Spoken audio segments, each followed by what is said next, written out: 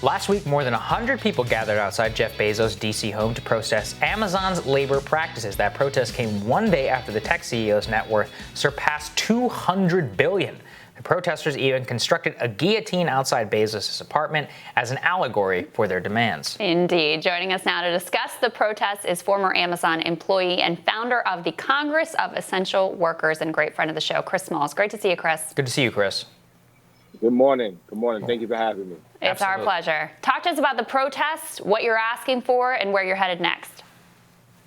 Absolutely. Yes, last weekend we were protesting in front of Jeff Bezos. The week prior, we were in New York City protesting in front of his $80 million mansion. Our demands are simple. You know, I have a collective of workers with the Congress of Essential Workers, current or former Amazon employees, that they still want their demands met. Some of our demands are $30 an hour as far as minimum wage. We feel like the cost of living is going up. This company's revenue is going up. They made abundance of billions of dollars off the profit of people and off the expense of our back. So we would like to have a decent living wage. Free Medicare for all. Obviously, that's something that the country needs. But as far as these billionaires as well, they definitely can provide that for their workers. Childcare for single parents like myself. You know, those who weren't able to have childcare throughout the course of this pandemic on any given day. This company is 24/7, never sleeps, and single parents always have to wonder about where their children, who their children are in care. So we want to make sure that they have childcare provided. Also, a wealth tax on billionaires, the 1%ers of the country. You know, we have almost half the country unemployed right now, and half the country that's facing eviction. So this 1%er can relieve a lot of crises in this country, and we believe that the 1%ers should be taxed as well. So this is a few of our demands. Also, for the wrongful death, for the things I was advocating for, health and safety, regards to COVID-19, the families that lost a loved one, they should be compensated for. We're asking for $200,000 to be paid to these families who lost a loved one since the company failed to provide protection for them. So, Chris, one thing I also wanted to get your reaction to was the news that we covered here on the show yesterday about Amazon hiring intelligence agents in order to spy on possible union activity. Given your own experience with this company, can you describe some of the things that you were personally subjected to? Yeah, absolutely. I could tell you from my own personal experience, you know, when I was working there, you know, I didn't have a lot of information, you know, in regards to the negativity when it came to the company. They do a very good job with their union busting, I believe, and they have union busting courses that teach these managers how to spot salts and things like that, keep information from workers. And yesterday was a prime example of how they're willing to pay somebody six figures to keep workers from organizing. And it's just a shame and it's disgusting. You know, I'm glad that this situation kind of happened to me in a sense, because now it really opened up my eyes to what this company is really about. And it's sad to see, you know, and I just have to continue to push forward and hopefully workers still be able to be the voice for these workers. Workers reach out to me on a daily basis with horrific stories about the conditions, about how the company's treated them. And if I don't continue to advocate for them, nobody else will.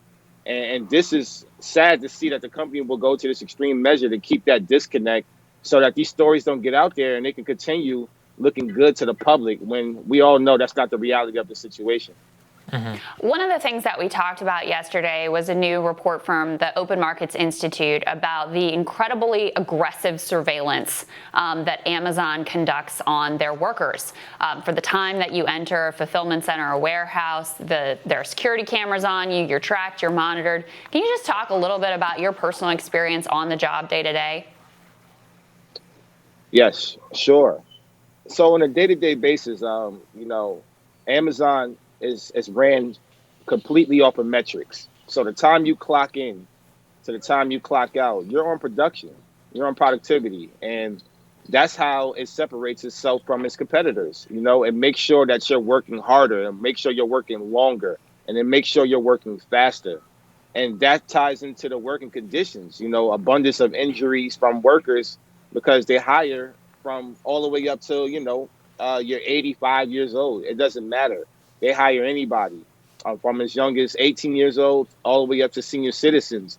And when you're trying to train employees to work to a certain pace, that's results to the injuries that you see across the country. You notice this company was ranked as being one of the most dangerous places to work in the entire country. And it just shows the fact that, the surveillance there is very high. It's a high scrutiny. They're always on employees back for TOT, which is time off task. And then there's another aspect of it. The intelligence thing, it's kind of invasive. They want to collect your phone now, collect personal data, track what you're doing on social media.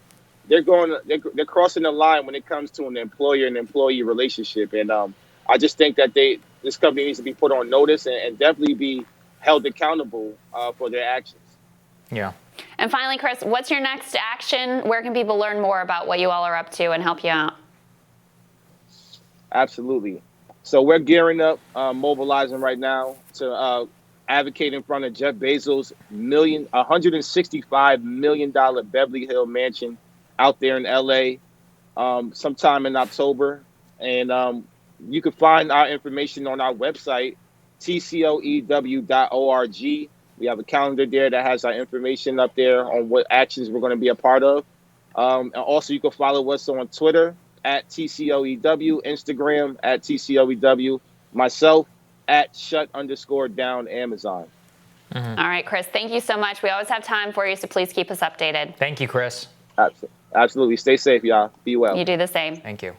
Next on Rising, a new third party may be emerging following the Democratic and Republican national conventions. Former Democratic presidential candidate and self-help author Marianne Williamson is going to tell us why she supports the People's Party and why it is so needed right now when Rising returns.